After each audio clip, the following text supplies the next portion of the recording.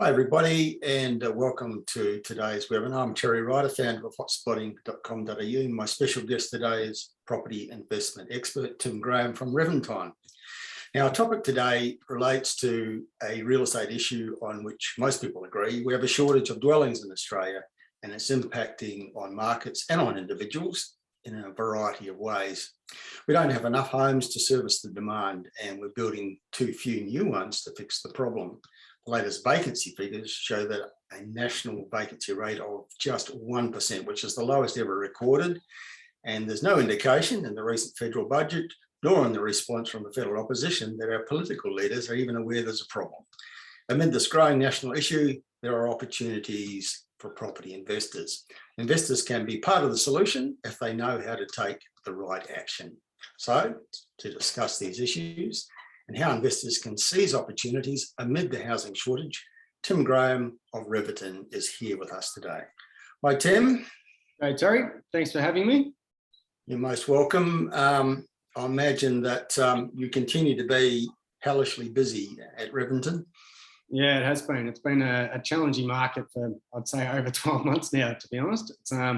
We've had everything thrown at us. Last year, we had obviously a big property boom, but with that, a really big construction boom as well, which has been widely publicised. It's had a lot of challenges that have come along with it. So, yeah, it's been a very interesting 12 months. And I think a lot of real estate agents or people working in the investment space would agree that it'd probably do the sale 3 times at the moment, because half of the stuff you sold last year is now getting price increases and all sorts of things. So, fun and games.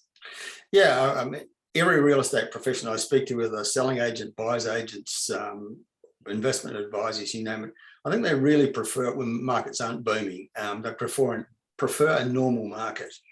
Yeah, that's it. Look, we obviously do a lot of buyers advocacy work as well, and as a buyers advocate, people are looking to us to find value. And I've got to say, with low supply in the market, if you're looking at the investment hotspots at the moment, it's not uncommon for you to see a property sell $50,000-$60,000 over listing price, which is very challenging, because we're talking to our investors and saying, look, I think the property's worth this, but someone in the open market's prepared to pay a whole lot more for it. So it's it's been an interesting market, but it's one of those things that if you like what you're doing, you'll keep on turning up every day and facing the battle. Yeah, so a challenging time for everyone, particularly I think real estate consumers, and some of whom might find it all a bit bewildering and daunting. So I think today you're going to talk us through some of the ways in which people can actually take advantage of the current situation and invest profitably. Yeah, certainly. I think one of the things to note for a conversation like this today is that it's really important that people always understand that markets are cyclical. When one market's up, the other one might be down, and it's really important to understand the data that you're actually consuming. Make sure it's the right data, make sure it's up to date. So there's a couple of tips and tricks that we'll show people throughout today about some really good websites where you can find some of this information which is publicly available. And I know vacancy rates are going to have a really big topic today, because as we've been reporting, 6 out of 8 of the capital cities in Australia have got a vacancy rate under 1%, which is absolutely unheard of. And then I'll also give away a couple of postcodes today, which we've been focusing on, where we've got vacancy rates not only under 1%, but currently at 0.1%. So if you get a property investment or an investment property within a market like that, and you put a for lease sign up, I'm sure you'll be getting 20 to 50 applications at a time. It's an extraordinary situation, isn't it? I've been doing what I do around property research and writing reports and articles and books for 40 years, and I haven't seen a situation like this, a market like this. It is a great time to be a landlord, not so great to be a tenant, but at times if people know how to operate in a market like this, they can invest very profitably. Yeah, absolutely. I think it's an interesting time, not only in real estate, but also in finance as well. There's a lot of media speculation around rates. What that means is we start to see rates increase, but then in addition to that, the economic factors are going to be brought back in as we start to open up borders, and immigration starting to come back. So obviously a few topics like that we'll talk of today, but you've just come back from one of my favourite places, Toowoomba, and vacancy rates there are very low as well. How'd you go getting a hotel? Well, we didn't even look for a hotel. We rented a house, short-term letting, Airbnb type of accommodation. A very nice place. There's lots of lovely real estate in Toowoomba. There's so many beautiful homes in tree-lined streets. It's an outstanding city in so many different ways, and very much enjoyed being there. Very vibrant city, strong economy, fun place to be, and it was just interesting to look around and get a feel for the real estate market. And we do a lot of research online, looking at the data, but to actually go and experience a place like that was quite instructive. Yeah, I was much the same. We visited Toowoomba only when my property team up there about 8 weeks ago. So we missed the floods, thank God. But it was, it's a pretty remarkable city. We often referred to it as the next Bendigo as of a couple of years ago. I think we actually might have talked about it in a couple of our webinars, Terry, how similar those two cities, Ballarat rather, not Bendigo, how similar those two cities were in distance from the local, closest capital city, their population size, all the infrastructure that was coming that way. Yeah. And then to actually go up there and visit it after we'd done all this research on it and really see it in person, it's quite a remarkable city. Yeah, and it's quite a strong recommendation. If it is indeed another Bendigo, a little bit earlier in the cycle than Bendigo, which has been strong for a couple of years now. But we just updated our Bendigo location report, and pretty much every southern Bendigo has risen 20% or more in the last 12 months. It's been a fantastic growth market and will continue to be a good place to own real estate. Toowoomba's heading in that similar direction, but it's some suburbs of Toowoomba we saw 35% in the last 12 months. Yeah. It's interesting. You sort of talk about, and this is a perfect segue into the topic of cyclical markets. I spoke to a lot of investors around Toowoomba maybe 12 months ago, and you look at the historical data for Toowoomba, and it did nothing for a long time. That's probably fair of a lot of Australia to be fair. We've just had an incredible 12 months nationally, but it was off the back of some very, very slow years. But Toowoomba specifically, there was just nothing there for a long, long time as far as capital growth. And then you start to have these big infrastructure projects that come along, and that's why it's incredibly important that you do look at those, the data that's out there that would suggest that as vacancy constricts, capital growth will follow, and we've certainly seen that there. Yeah, it's a great case study in the impact that big infrastructure spending can have, and game-changing stuff in the case of Toowoomba with the new airport and the Inland Rail Link hub, which is coming very soon. Just completely changes Toowoomba in terms of its strategic importance as a regional city. When you've got businesses like Boeing, who make really large airplanes and have never manufactured outside of North America before, setting up a big facility there because of the airport and the Inland Rail Link, you start to understand how influential that kind of infrastructure can be. Yeah, well, that's $1 billion investment in itself. Yeah, exactly. So Tim, you're going to do a bit of a presentation, and you and I are going to chat around some of the issues, and just let everybody know that we will be seeking to answer as many of your questions as we can. So type them into the Q&A panel or the chat box, and we'll try and get through as many of those questions as we can towards the end of the 1 hour period. But first, Tim, over to you to talk us through some of the issues. Sure. Thanks, Terry. Look, I won't spend too much time on this, but just really quickly, a little bit about myself.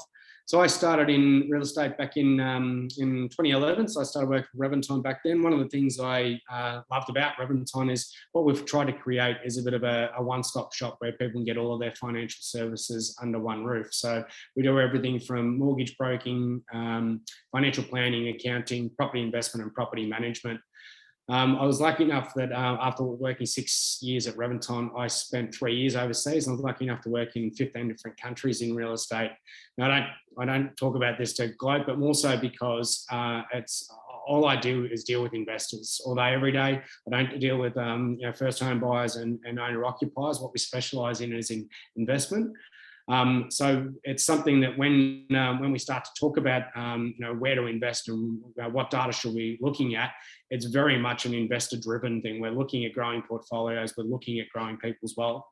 Now, the services that we offer specifically around real estate, We do buyers advocacy, both in new and established property. We do building advocacy. And for a lot of people out there, they may not have heard of what that is, but we've, it's been widely publicised that it's a challenging market to be building with builders at the moment. Contracts are hard to understand. They're hard to sort of segue through these challenging times. So we do, contract negotiation, and then we can help people with their building process. So that can be keeping the builders honest, helping you get into the right contracts and sort of segue through what can be quite confusing for a lot of people.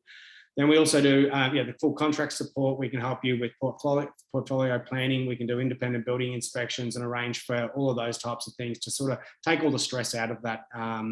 As I say, it can be a really confusing time for people to be dealing with builders and new construction with price increases and all that type of thing. So if anybody's out there outside of even building new, if you're already in negotiations with builders and need assistance with us, please feel free to reach out. So moving on to the subject for today, off the back of a report that came out yesterday, CoreLogic released their quarterly rental review. It was reported that national dwellings rent increased by 1% over the month of March and rose 2.6% over 3 months leading up to March. So this was up from 1.9% reported over the December quarter. Now, why is that important? Obviously, these are the future indicators of this housing shortfall that we're talking about. As the pace has grown over the last 12 months, we saw that again in the first quarter of 2022, with the national rental index recording a 2.6% rather quarterly rise. This brings the national average up to 8.7% over the last 12 months. The national median rent is currently at $509 per week. The regions led the way again this quarter with 22.9% over the capital cities at 2.5%, which brings the national averages up to 10.7% and 8% respectively. So Terry, that's a huge increase, and we certainly haven't seen that over the last decade. Yeah, and of course, in some individual markets, we're seeing rental increases considerably bigger than that. And some locations where there's an even more chronic shortage than the 1% national average. Yeah, we're seeing rents rising as fast as prices are in some locations. And again, I haven't seen rental increases in some markets like that in any time that I've been specialising in researching housing markets across Australia. It's an extraordinary time. Yeah, absolutely. Now, obviously, off the back of the stimulus in 2020, we've seen, this whole market has been fueled by massive government stimulus and obviously record low interest rates as well. So housing construction has boomed throughout the pandemic, even whilst we had no overseas migration. In fact, it went backwards for the first time in a century. But now with almost 120,000 detached homes and 66,000 medium density units will be added to our Australia's housing stock for 2021-2022 financial year, as well as 2022 and 2023. But this is the bare minimum that's required, and we expect a really strong pipeline of housing supply up until 2024, though it's worth keeping in perspective that the longer term balance of supply and demand, as the borders do reopen, the household formation resumes to pre-pandemic levels, we really need to be adding to Australia's roof lines again. So new home builds will outpace household formation by more than about 115,000 in 2022 and then 35,000 in 2023. That's basically where the good news ends. When overseas migration is set to recover back to the pre-pandemic levels, it's going to be about 235,000 by 2024 and 2025 that we're in the black. And is expected to outpace new housing supply by a cumulative 163,000 by 2032. So we've got this big boom that's sort of come on in the housing construction that is sort of outstripping the current supply for a couple of years, but then all of a sudden we're going to be going back to a position where we really need to be adding more housing again. So I would say, the things that we need to be thinking about in the post-COVID times are that we've got borders reopening. We've got a huge, we're going to need a skilled migration boom to alleviate the extreme labour shortages that we've seen with the onset of all of this new build. So it's sort of reminiscent of 1945 when Australia had a big post-war World War II immigration boom, which was brought on to help improve the economy. And we saw 1.2 million immigrants come to Australia from war-torn Europe over the next 15 years. We're sort of starting to see that we're going to need something like that to help Australia's economy get back on. And obviously with a housing shortfall, we can't increase this population and add to Australia's taxpayers unless we actually provide this new housing. So that does create opportunities, and just like looking forward to what Australia's population is likely to look like. We're expecting Australia could hit 30 million by 2029, according to a new projection by the ABS, with Melbourne also tipped to overtake Sydney as the nation's largest city around 2050. In 2050, Melbourne would be expected to reach 8.5 million, while Sydney's population would have hit 8.3 million under the same median growth model. The ABS highest projections suggest that there would be 12.2 million Melburnians by 2066, compared with 11.7 million people in Sydney. Now that 2066 of 12.2 million, it's worthwhile. That's Melbourne. It's worthwhile sort of looking at Melbourne's current population, saying we're somewhere between that 5 million and 6 million. Now we've been, Melbourne was sort of founded in 1836. So if we've only got to 6 million by now, and we're going to get to 12.2 million by 2066, we've really got to get our skates on. So if you think about that, I know we've talked about this in webinars in the past, but if you're trying to commute from Melbourne CBD down to the southeastern suburbs, it's an hour and a half commute each way at the moment. So when we start to look at the urban growth boundaries for Melbourne as a capital city, there's far greater opportunities that we see in the northern suburbs and even in the northwestern pockets of your Meltons, etc. So this type of data is really important to know, that if we are trying to increase our taxpayers, given that we've got an ageing population, they have to live somewhere. So we're expecting a lot of that to go to the capital cities, but as we've seen throughout the pandemic and even before that, Aussies are choosing to move into the regions. So we're seeing the flow-on effect of this increase in population, not only going to the capital cities, but people are choosing to live in these regional areas for affordability. And Terry, I know this is something you've been talking about for a long time. Absolutely. It's a combination of affordability and lifestyle, but empowered by technology, the ability to work remotely.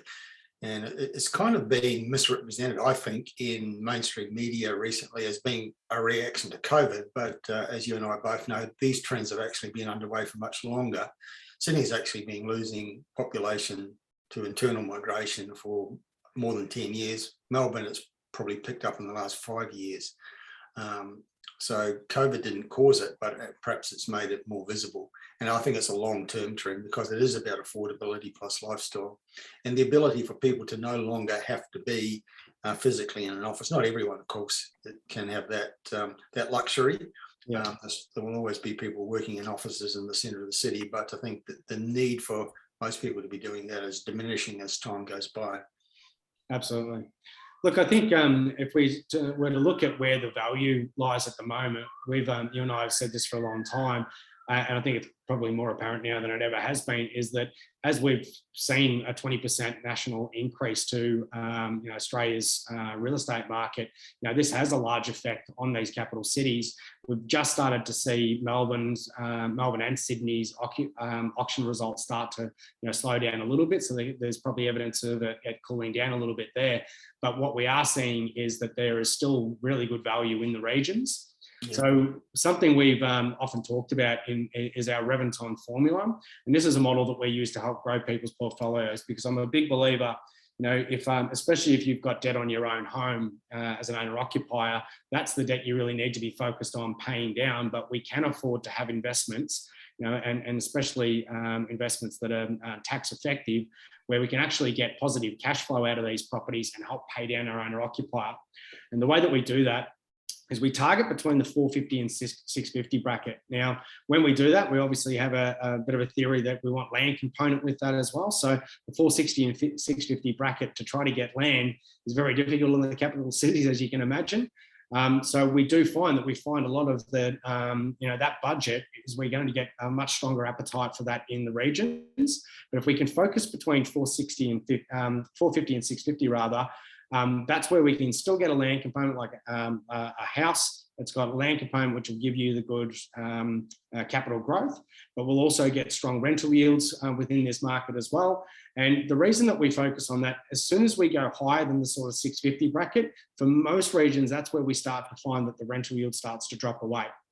The 0 to 450 bracket, obviously much harder to find. We'll probably be looking at older properties that might need a little bit more upkeep, obviously higher maintenance and things like that. But we also need to think, as we start to go into that lower echelon, that's where we start to have challenges with lower demographic in tenants and things like that as well.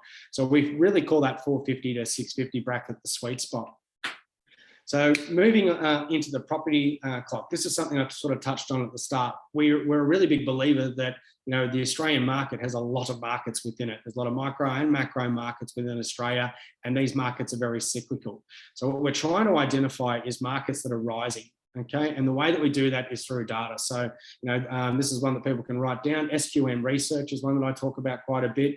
Some great free data that you can access there. Things like vacancy rates, you can start to see, the asking prices for rent. These trends are where we can actually start to see these markets either declining, rising, etc. In a really probably exaggerated way to think about this, if we talk about Perth back in the mining boom, everyone can understand what a rising market looked like. The rents were going through the roof, the market was going through the roof. The challenge we had with that market was that it wasn't diverse though. So one of the things we're looking for within a rising market is it must be a diverse economy, but we really want to see population growth, because the population growth is going to create, it's a big driver for capital growth. We also want to look for low price versus income. Okay, so a low house price versus local average income means there's more room for capital growth. If you think about that, and I had a conversation with a client recently about this. They were, talking about the Geelong market. And obviously, that was a market we were really strong on for a long time. We were selling in those markets in the high 300s for a brand new 4-bedroom home back in 2014. And, these properties are now in the 750, 800 bracket. It's not a fluke that we were able to pick that. They had these drivers, but it also had incomes there that would support that growth. Now, I believe that once we've sort of entering into this sort of 800 mark in some of these areas in Geelong, we will start to see that stagnate because we haven't had the income growth to support those properties to jump up from 800 to $1 million or $1.2 million. So it's important that when we do look at these markets and we're trying to not only get a strong rental yield, but we also want to get capital growth, we need to make sure that the incomes can support that growth as well. So if we can get a 4% annual rental yield, that typically is going to give us positive cash flow as well. And that's how we funnel money from the investment properties to help pay down the owner-occupied investment. Can I just ask, just reference to that slide you were just showing and the relationship between low price and income, is there a kind of a basic formula that you apply, a rule of thumb that helps you make a decision about whether the balance is right or right for growth? Look, it's an interesting one. I wouldn't say that there's an exact formula for it, but we do have access to, we pay for a lot of data that shows us the income levels within there, and then we'll apply that to previous markets that we've done. So there's a subject I'll talk about shortly, which is success leaves hints. And I often say, if I use Geelong as an example as well, if you're a tradie or a teacher in Geelong, your incomes would be very similar to what we're seeing in markets in Adelaide that we're selling in at the moment. And I know whether you're living in Adelaide or whether you're living in Geelong, your interest rates are exactly the same. Your price of living is very similar. So by applying those same factors, what we can see is that if Geelong's been able to do that same capital growth, we should be able to get that in other markets as well. So that's the sort of formula that we're relying on. Okay. Now, the other thing is, once you start to look at the economy, who are the major employers there as well? So, some of the areas that we're focusing on in Adelaide, just using that as an example, have got really strong employment out of defence and things like that. And there are some very high income earners within these areas. Okay. So the next thing we look for when we're looking at these areas, we also have a checklist. And the checklist is that we want to see that population growth. We also want to see infrastructure spend. So both public and private infrastructure, we want to be able to see that there is big projects there. An example of that, which people would be familiar with here in Victoria, is the big build. Okay, so we're spending our way out of this pandemic. We're creating jobs, we're creating public infrastructure that is helping people commute, it's helping create jobs and move people around. I think the whole way through our pandemic down here, whilst we couldn't get out and see it, there was roadworks everywhere. So we were spending to get bring Victoria forward. I know Queensland's done that as well, and the proof's in the pudding of what happens there with capital growth off the back of these big infrastructure plays. The last one is, the next one is employment. So, what is driving this local economy? What are the major employers, and is this employment and the local economy diverse? If we refer back to Western Australia, that wasn't a diverse economy. As soon as we started to see changes in policy through mining, it was a really big challenge, because obviously as soon as the mining hit, or China took the foot off the accelerator over there, we all know what happened with that market. So it's really important that when we're looking at each of these economies and looking at each of these markets, that we do see that they're diverse. And if one market does slow down, like one employment or part of the economy slows down, there's something else there to back it up. Terry, on that subject, we not only saw that off the back of mining, but we also saw that off the back of tourism and I suppose even education in some markets throughout the pandemic. Yeah, and I'd really like to reinforce your point about the importance of economic diversity. We're very strong on that at Hotspotting, but we are very reluctant to recommend locations where the economy is fundamentally about resources, or it's fundamentally about tourism and retirement. As many markets along coastal areas of Australia, we like to see greater diversity in the mix, and I think it's a very important take home for people. So one of the things we like about Toowoomba, which we mentioned earlier, there is a lot of diversity in the Toowoomba economy. Bendigo, we sort of drew a comparison there. Bendigo's got a very strong education economy. It's got strong manufacturing. It's influenced by agriculture and surrounding areas. It's got all sorts of, it's a big medical economy as well, with major new hospital there in recent years. So it's got that economic diversity that we like to see before we recommend an area. And I think it's an important point for people to take on board. Absolutely. I think Bendigo is now even doing direct flights to Sydney with Qantas. So there's a lot going on up in Bendigo at the moment. And you can still, in both the new and established market, there's still some value to be had. Yeah, some very major employers in Bendigo and Adelaide Bank, the biggest bank after the four major banks. Thalos is a business that does billion-dollar contracts, building vehicles for the military. There's a range of really big industries and employers in Bendigo. It makes it a very strong regional city. And then, of course, its links to the capital city of Victoria are also important. Absolutely. Well, with Melbourne, you've got the direct line for the regional rail link coming into Melbourne now, but by 2029, we'll also have a direct line from the Southern Cross station in Melbourne out to the airport, which is pretty remarkable. In 2022, we don't have that already, but we'll now have a direct line to an international airport, and that's going to go via Sunshine, which they're building a big superstation there, which is all of the regional rail link runs through. So Geelong, Ballarat, Bendigo will all be on a direct line to Tullamarine Airport by the end of this decade. That kind of infrastructure spending is incredibly influential. It's the other factor that we tend to emphasise. Not only does it improve the amenity or accessibility of locations, but the construction of these facilities generates hugely in terms of economic activity and jobs, and that translates into demand for real estate. And you referenced earlier, the return of overseas migration. We're really going to need that, because we've got a massive infrastructure spend underway and more coming up right across Australia. It's clear that state and federal governments want Australia to have an infrastructure-led economic recovery. Some very big projects already happening, but more to come, particularly transport infrastructure. And that's going to create the need for skilled labour. And it's probably we're going to need higher migration levels to be able to source the workers that we need for that. So, Terry, you mentioned at the start of this chat that the government doesn't seem to recognise this issue with the big shortfall in housing. it sort of seems like it's going to be taken up by mum and dad investors to try to fix that problem. Yeah, but mum and dad investors need to be encouraged to do that. What we've seen, the reason why we have, I think the number one reason why we have the rental shortage that we do is that over the last, say, 5 to 6 years, there have been a series of decisions at state and federal level, and also by regulatory authorities like APRA, which have actually discouraged property investment. And right now, investors, as their market share is lower than historical levels, investors have been sitting on the sidelines to a large degree over the last few years. And so the stock of available properties for rental has diminished.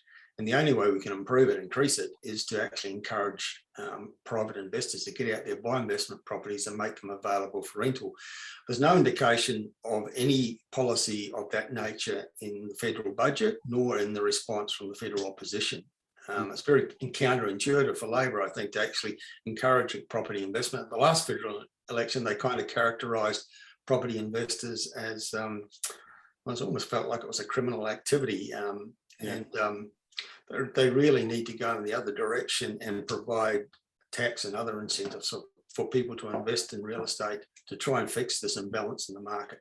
Yeah, I'd agree. And I think just before the pandemic hit, we started to see even unit prices in a lot of major cities starting to actually see some capital growth, which we hadn't seen for a long time. And I think that's off the back of changes that APRA made to foreign lending. So we certainly haven't seen the appetite for from China for a long time with the buying into new developments here. So I know with this population increase and the lack of affordable housing, we will be seeing cities go upwards rather than outwards. So I think that's a trend that we're really going to see a lot more of the new development coming out. But local governments need to be able to support developers to do this. It needs to be affordable for them to make the money. I know everyone thinks the developers make millions, and a lot of them might, but we actually need them to be able to come along and actually assist with this problem. Yeah, absolutely right. And I think one of the points that's important to understand is we have a chronic rental shortage crisis. It's going to get worse before it gets better, because we're now, with international borders open, we're going to see migration coming back in, and international students are coming back in. That's going to put more pressure on rental markets. And we've also seen the impact of weather events on some of the eastern states, which is going to create even more pressure on rental markets, because some of the housing stock has been taken out of circulation short term. So people are looking for rentals for that reason as well. So all of that represents a problem for the country, but also an opportunity for property investors if they know how to take advantage of it. Yeah, it's with the subject of the flooding, I'm actually getting a lot of people asking me at the moment, what actually happened with a lot of the new housing that was under construction or in recently built in Queensland. Now, not sure how much you've sort of heard from people in this space, Terry, but certainly with Brisbane. After the floods of a decade ago, there was changes made to where you could and couldn't build with the 100-year flood levy. And from what we can see, we didn't have a single, we've done hundreds of new builds up in Brisbane over the years. We didn't have any that were actually significantly impacted directly by floods. So whatever they've done in their flood mapping has worked from what we can see. I know there was still a lot of people displaced in a lot of houses that were flooded, but a lot of those were approved for building well before those original floods. But you start to see these horrible events coming up again, and people just aren't going to be rebuilding in those locations. So you add that on top of everything we've just discussed today, and there's going to be more and more requirements for new build. Yeah, so what it adds up to is chronic shortage of dwellings, but opportunity for investors if they know how to take advantage. So perhaps that's something we could focus on now. Yeah.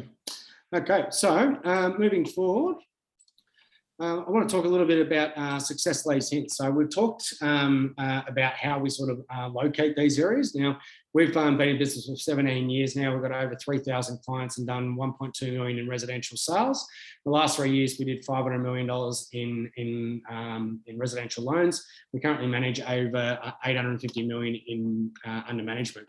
So when we've used that Revanton Formula, all of these properties that we're listing here have gone through that same formula. So I talk a little bit about Geelong earlier on. Back in 2014, the first property we sold down there was 376,000. That today is worth about 710,000, which is over 300,000 worth of growth and 88% in uplift. So from there, we started to look at the next cycle. We started looking at Ballarat. We've touched on Bendigo as well. It's another story like this, both off the back of regional rail link, a lot of public sector jobs going down there as well. So 2016, first property we sold down there, 4-bedroom house at 299,000.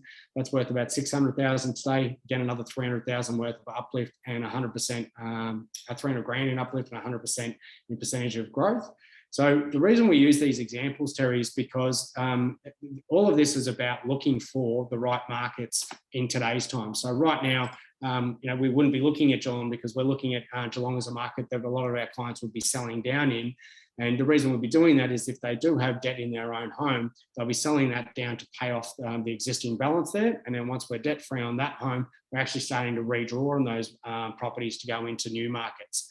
So some of the markets we've been focusing on at the moment that are actually still representing good opportunities for both growth and rental yield are areas like Adelaide. We have got some areas in the northern pockets of Melbourne that we're focusing on as well. I'm a big fan of that whole Merrifield beverage location. There's an enormous CBD getting created out there at the Merrifield Business Park. So that's going to be an area of growth for Melbourne for any investors looking out that way. And then focusing in on the regions, we still see some value in the Bendigo market. There's a whole new train line going out to the northern pockets in Huntley. Up in Brisbane, I touched on this on our last webinar, but I think Brisbane at the moment is probably reaching, nearing the top of the market from what we can see. A lot of suburbs in Brisbane. In areas like Toowoomba, which we've touched on again at the start of today's webinar. This is an area that is seeing 35% growth now, and I've been working with a lot of property investors that are trying to get into that market at the moment, and we're just finding that properties are lasting 2-3 days on market and selling for 50 to 80,000 higher than the reserve price. So my recommendation for people at the moment that are trying to seek value in this is that you are going to have to allow yourself some time and be prepared to pay a little bit more than you usually would, but maybe find value in some smaller markets. So looking at regional markets, but these bigger capital cities and larger regional cities are still very much on the radar for people that are moving away from the capital cities. So you do have to go to some of these smaller locations now, maybe populations of 25 to 50,000 opposed to 100,000 plus. Yeah. You mentioned Merrifield in what you just said, in the sort of northern outskirts of the Melbourne metropolitan area. Recent report from the Housing Industry Association, which produces an annual report ranking locations around Australia in terms of building approvals and population growth, and that Merrifield precinct has been #1 in Australia for the last couple of years. It's very much a new growth area. In the city of Hume, which is the local government area that covers the northern outskirts of the Melbourne metro area. Yeah, absolutely. We probably started selling out there a number of years ago. And to begin with, there was a little bit of a challenge with rentals, but we're seeing that really constrict now. It's one of those ones that if you're looking at it on a map and you're not familiar with the area, there is a bit of a gap between there and the major population of Melbourne, the major urban growth boundary. But what you have to see is the plan. So do yourself a favour and have a look at some of the Merrifield websites out there. Some actually really good data out there to show you what's coming to that area. And then the Donnybrook master plan that they're bringing out there. So already got the Hume Highway running through in a train line, but there are some big plans for new train stations and obviously a lot more employment opportunities out that way, which is going to further increase capital growth, but restrict the rentals as well as people start to move out for those jobs. You touched on some of the towns in Mitchell Shire, which is a little bit further north as well, and some quite startling projection numbers for that particular location. Some of the towns there that may currently have a population of 5,000 in 20 or 30 years, they're expected to have new populations of 50, 60, 70,000. Essentially, these are the locations that are expected to have this sort of spillover growth from the Melbourne metropolitan area. So we're going to see massive increases in population and property values in those sorts of areas, which are outside of the Melbourne metro area, but have close enough to be The commuter distance still, aren't they? yeah, Yeah. yeah, because they're on the train line. There's good road links as well, and always remembering that most people don't work in the Melbourne CBD. There's a lot of jobs in those northern outskirts. There's massive logistics businesses up in the northern outskirts of Melbourne. There's the fruit and vegetable markets. There's major hospitals, big employment zones up there, and so for people working in those sorts of places, the Hume local government area on the northern outskirts, and then beyond that to Mitchell Shire, very, very viable and a more affordable and different lifestyle as well. Yeah. So some of those areas are out there just north of Beveridge, which are starting to get into the Hume region, Kilmore, Broadford, Wallen, we're really starting to see a lot more activity in those markets now. And you know, that's because the affordability is pushing people further and further out. Yeah, you touched also a couple of times on Adelaide. As you know, I'm a big fan of Adelaide. I know that you're very interested in Revanton in Adelaide as well as an opportunity, a growth city, great value for money, a lot more affordable than the biggest cities, and currently challenging Brisbane as the city in Australia with the strongest capital growth in the last 12 months. Yeah, it's an interesting market, but I've got to say it's surprising me week in, week out. You know, you sort of start to feel like you've got an understanding of what property is going to go for there, and then you're blown out of the water. So I don't think it's. I think the hat might be off. The lid's been lifted on Adelaide, and people are certainly you know, finding that it's the largest interstate migration they've seen in 30 years. So you've not only got, I think investors are starting to see value in that market, but because of the big infrastructure boom, people are moving across that way for jobs as well. So I've been looking in the northern pockets, so that Playford area, Salisbury, Yeah. and you know, markets there where I was expecting properties to, you know, sell in the established market at 450, are selling at 500. Ones are selling, expecting at 500, now going 550. And again, similar to Toowoomba that we were talking about earlier, the days on market are astounding. You're seeing them on the market and they're taking offers within 2 or 3 days. It's a really interesting market in itself, because every state, obviously, in Australia has a different, you know, different real estate laws. And Adelaide, it's a bloody confusing market because they don't even list a listing price or a price guide at all in some cases. They literally say USP. So you've basically got a, you know, unlisted sale price. You have to go and make up what you think it's worth. And they'll have a date that they're closing off and say 12 p.m. on Monday. Highest bid wins, and you've got no transparency on what it is. So it's a very difficult market to actually get your head around, to be honest. But anyway, outside of the Salisbury northern pocket, I also like you know, more beachfront down sort of Hallett Cove, down towards Seaford. But I'm just, for my investors that I've been working with in that market, we're getting further and further away because it is really jumping up in price and the appetite's huge. I had a client we were doing a buyer's advocacy deal with the other day that had over 50 letter of offers on a property that was priced around the 650 mark. Yeah, no, it's extraordinary, and it's sort of confounding a lot of people, because Adelaide's always had this reputation of being a low growth city, a low growth economy, low population growth. A lot has changed, and a lot of people perhaps haven't caught up with the reality, the new reality for Adelaide, where its economy is now ranked by CommSec in the State of States reports as the number three ranked economy in Australia, whereas traditionally it's been number 6 or 7. So there's a lot of movement in that market. But it's a time when, because of everything you've just said, that people do need professional help and professional advice. It's harder and harder for people going it alone to actually make headway in a market like this. Yeah, absolutely. I think both in real estate, but also in finance now, making sure people are getting the right financial, like getting the right loans set up for what they're trying to achieve, because there's, you know, especially at the moment, self-managed super funds have been a really big thing over the last, you know, sort of 10 years, I'd say. And there's a lot more product that's out in the market now. It used to be too expensive to refinance, but a lot of people just sit there and assume they should keep it. We've had, you know, clients that have refinanced and saving, you know, 5-10 grand a year at the moment on their self-managed super fund loans. So it's really important that you do reach out and get advice for this type of thing, because you could be saving thousands. Yeah, okay. All right, so should we have a look at some questions, or do you have more information you want to present, Tim? No, I think we've got a bit, few Q&A in there. Did you want to? Yeah, okay. All right. There was an earlier question earlier today. What's your opinion about the decline in interest and growth across all major cities except Brisbane and Tassie, with winter already starting? I don't agree that we're seeing declining interest or growth rates across most parts of Australia. I think with the exception of Sydney and Melbourne, I'm sure they're referring to the core logic figures, which showed in March that there was a small decline in median prices for houses in the two biggest cities, but elsewhere the growth is still at boom time levels. Brisbane, Adelaide, Hobart, and most of the regional markets in particular. What do you think, Tim? Well, this is probably sort of comes into the subject of today anyway, that there's not enough stock on market.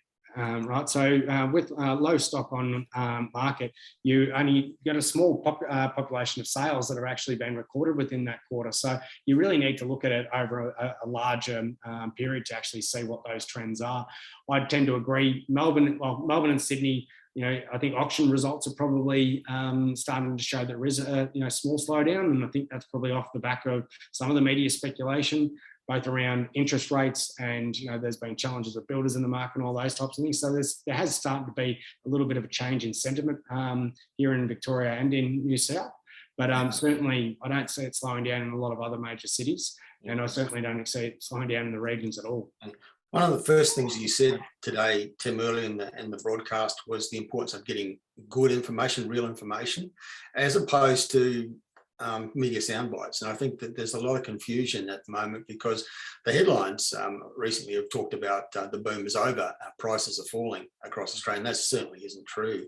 I would point out to people watching and listening that I was researching this yesterday, but since the start of last year, so in the last, say, 15 months, there have been 5 separate occasions, 5 separate months where media has declared the boom is over. The first time was February last year, because based on one set of figures from CoreLogic, essentially, that they were a little bit lower in February, so the media declared the boom was over, and then in March the figures leapt again.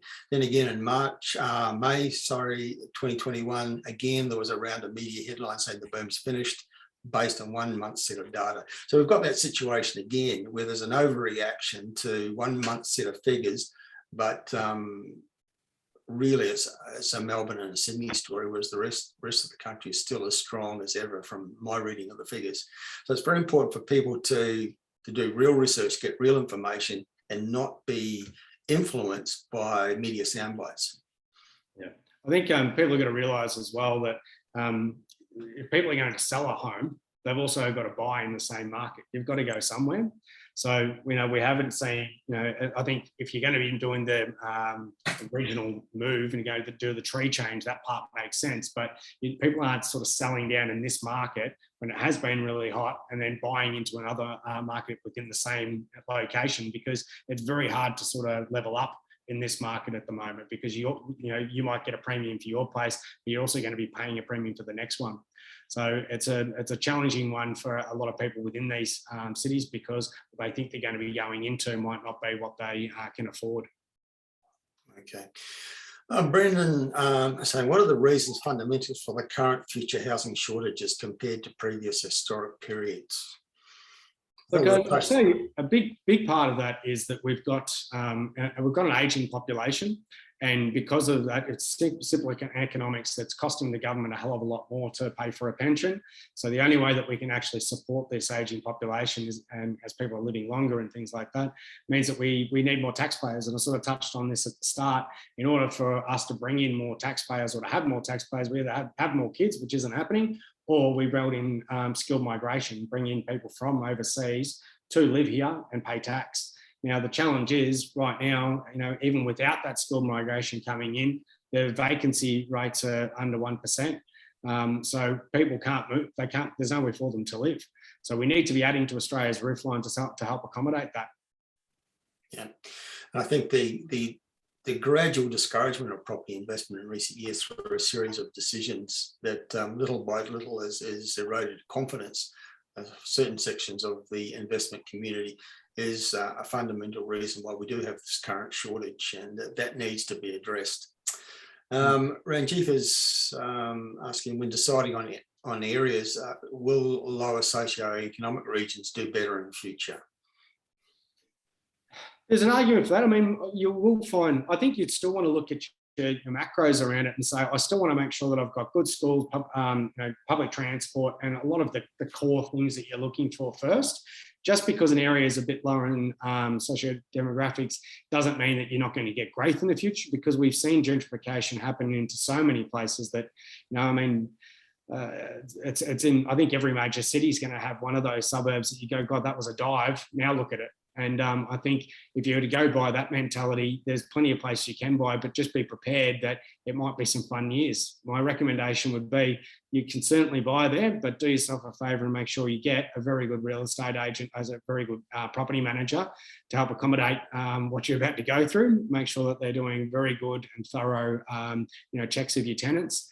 And maybe have a really close look. And I wouldn't be buying sight unseen, but certainly go and have a look at the the really close vicinity around you. What's your next door neighbours like? What's your what's around the corner from that place? But certainly a suburb, don't base it just on the suburb itself, because gentrification is going to happen everywhere at a time. Yeah. And of course, for affordability is a big driver. People buy or rent where they can afford, as long as the area has good amenities, facilities, basic infrastructure. So, some of the cheaper, lower socio-economic areas can have extraordinary capital growth as well, because while we might all aspire to live in the northern beaches or in Toorak and Melbourne, most people can't afford it, and the demand goes to where people can afford.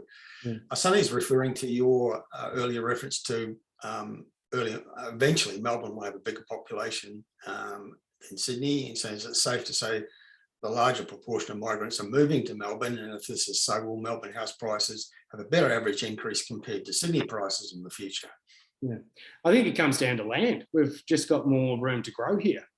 We've got a lot more land, certainly in the north and the northwest, where we can actually accommodate this growth in population. So, with that happening, and look, it's an argument of supply and demand. So, depending on how much we can produce and how quickly people coming in, as long as there's always that imbalance, growth is going to happen, because the people will pay because they need it.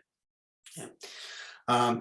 There's someone else out there called Terry who's referring to your earlier comments about some of this markets in Melbourne. Who's just asking if you could clarify where those suburbs are. I think primarily you were talking about the city of Hume up in the north, some of those areas like Merrifield, new development areas.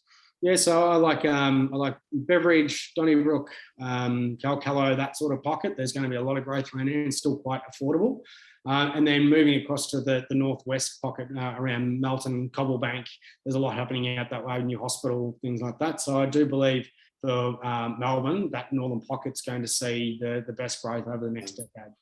Yeah, I had a customer asked me, he owns a property in Melton, said, should I keep it? Is it going to show growth? I think it is. Melton is actually now the most affordable housing market in the Melbourne metro area, perhaps the only market left where you can actually get houses in the 400,000s, I think. So I think it's going to be targeted for that reason alone. Yeah. Beyond that, also, I noticed that the local government area of Moorabool, towns like Bacchus Marsh, Darley, Ballan, heading towards Ballarat, seems to be getting a lot of demand as well.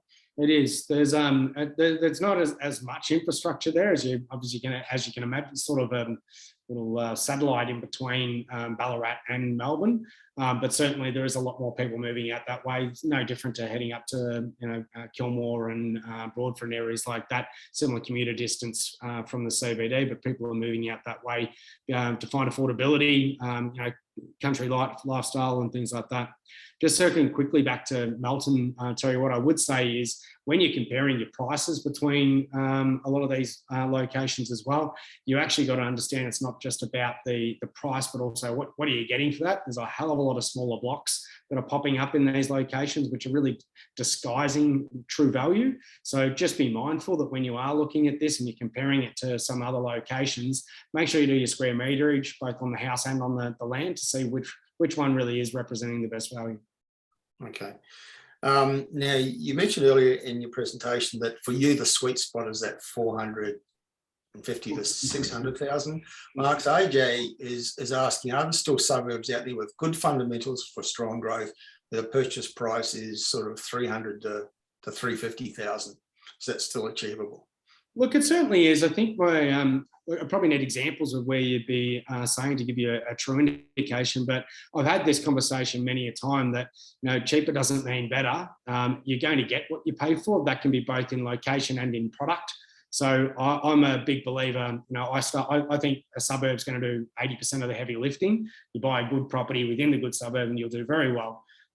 But the land is really important. So just because if I was in a place where I could spend 500 and get a house, or I could spend 300 and get a unit, I'm likely going to go for the land. I think your units might give you better rental yield in a lot of cases, but if I get an extra $100 a week in cash flow, that's not going to change my life. But 100 grand in uplift over the next 12 to 18 months is going to allow me to move forward much faster with growing a portfolio, and that can be life changing.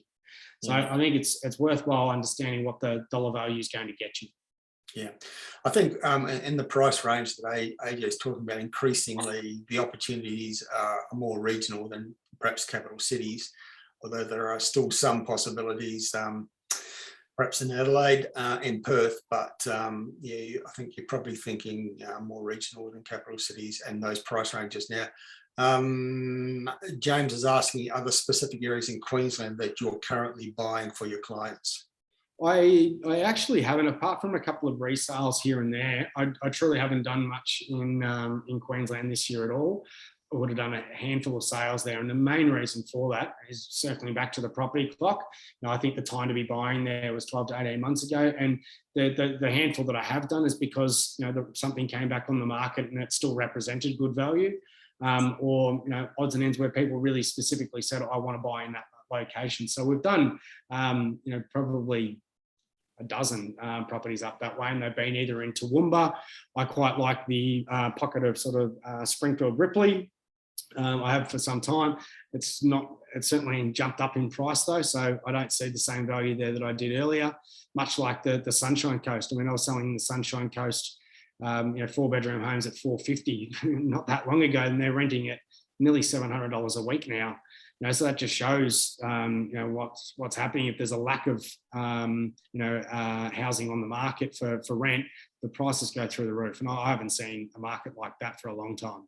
The Sunshine Coast has been an extraordinary market for about 3 years now, and continues to be, and they have a problem sort of servicing the population growth that's coming into that market, trying to find a balance between lifestyle and making land available. Now, Suresh is saying, and I think this question speaks to media misinformation. He's asking, what happens to the regional boom once the pandemic ends and people start migrating back to the cities? I think I don't think that's going to happen. The question assumes that the exodus to affordable lifestyle was caused by the pandemic, and as we said earlier in the broadcast, it's actually been underway for much longer than that. It's not a response. It's sped it up. But sped it up. So I don't think people are going to move back to the cities. This move is fundamentally about affordability, lifestyle, and the ability through technology to work remotely. And the end of the pandemic isn't going to change those factors. Do you agree with that, Tim? I do, and I think technology has made this possible. We've had huge advancements in technology. I mean, for us, I remember when the pandemic first hit, we'd only recently, just before that, pivoted to doing a lot of our appointments online, but consumers weren't ready for it. When I say that, a lot of consumers weren't ready for doing business this way, but now I would say 50 or higher percentage of my clients are interstate, and I've never met face to face. So with that, that says a lot of people are prepared to do a lot of things from home. We don't have to be living in the city or traveling in for anything. And I know there is a bit of a push for some employers to bring people back, but for every employer that's saying come back, there's a lot that is also saying, well, I'm not going to get my staff. I can't keep staff if they're wanting to work from home, and I don't offer that. So, employers of choice are giving people the ability to be able to work from home, even if it's not full time, certainly a couple of days a week at bare minimum. So I don't see that the pandemic has been the the driver of this. It has sped it up, but as you and I have been reporting for many years, Terry, this was something that people are choosing to do for a lifestyle and affordability factor. Yeah. I think also people underestimate the logistics of actually making the decision to leave the city and move to the regions. It's a big, big decision. You're moving, relocating your family, your kids to new schools. You don't just on a whim decide, oh, we're going to move back to the city. It's very costly, apart from many other reasons, and logistically very difficult. So I don't think we're going to see a reversal of this trend at all. Yeah, I shouldn't be quoted on this statistic because it could be wrong, but there was an incredible statistic released by the Consumer Affairs that there was something like a 300% or 3,000% increase on new businesses being set up throughout the pandemic as well. So people have been able to create, ideas during this time to sort of, compensate for a lifestyle that they probably didn't realise they desired until the pandemic hit. I think everybody now says, I'm working from home today. It's one of those things that people now have got the choice, to do the work that allows them to have the flexibility and work-life balance. So I see that type of thing sticking around. I don't see people rushing back to the city and certainly not picking up the life and moving it back. No. KK is asking about Perth. There's a lot of data around suggesting that Perth is now the most affordable capital city in Australia, and I've just been party to producing a report with CanStar which confirms that. So it's a market with possibilities, coming into a period of growth after stagnating for a number of years. What are your thoughts about Perth, Tim? I've always been told don't talk about politics or religion, but it's hard not to talk about politics with West Australia at the moment because we can't even go there and visit the property in a lot of cases. But look, I think Western Australia for me, it seems like it needs a bit more to back it up. It's they don't have the tourism that they used to have that was coming across from China. We don't have mining to support it. And I think it's a bit up and down. So whilst it might be affordable and it could be a nice move for people to go over there as an investment decision, I think there's better opportunities elsewhere. Yeah, I get the feeling that the state government is mindful of their lack of economic diversity, which we've talked about a number of times today, and that's been its Achilles heel in the past. That they are working to change that, but there's still some more work needs to be done. But there are some, certainly from an affordability viewpoint, there are opportunities in Perth. There was a question there about Wagga Wagga. Sonny is asking, what do you think about Wagga Wagga, opportunities to buy below 500,000? What do you think of? Yeah, I quite like Wagga Wagga. I do. I can't say that. I mean, I actually used to have a place at Wagga Wagga. My partner used to live there years ago because there's a university there. You've got the defence. It's a diverse place, and there's affordable, properties for both investment and to own there. So there's a lot to like about Wagga Wagga. It's very diverse. I think it's an area that I'd be putting on the radar. Yeah. And Rach is saying that we haven't sort of talked much about Sydney today. Is it totally out for investment, or there's some other areas in Sydney worth considering for investment? Look, I never say never, but I suppose everybody's situation is different as well. So it's probably worth doing a blanket statement here to say that not everybody that we speak to is going to have the same appetite for what our Revanton formula is. But for us, for people that are wanting to grow a portfolio, that Revanton formula, the 450-650 bracket works really well. We certainly won't find a land component in Sydney that's going to have anywhere near that budget. However, I'm not saying that if you were go and buy something in Sydney that you're not going to make money, because you certainly will. It's still a great capital city, and it's always going to have appeal. Again, coming back to, if I was going to put $500,000 or half of $600,000 into an investment today, would it be in Sydney or region New South Wales? Not for me. I think there's better opportunities elsewhere, and we've talked about a couple of them today. Yeah. Just before we start to wrap up, there's a question here from Mark, and I know, Mark, you sent an email earlier with this question about Gympie. You've got a couple of properties there. Look, Gympie's been a great performer in the last couple of years as a kind of like as an affordable alternative to the Sunshine Coast market, which has become expensive. Notwithstanding the recent floods, I think Gympie's got a great future as a regional economy, and again as that more affordable alternative to the Sunshine Coast. So if I own property there, I'd be hanging on to it because I think it's got a big future. They do need to do something about the flooding of the CBD areas that happens from time to time. We've kind of gone over the hour, Tim. I know that you have a bit of an offer for people who are watching and listening today, so perhaps you could tell us a little bit about that before we wrap up.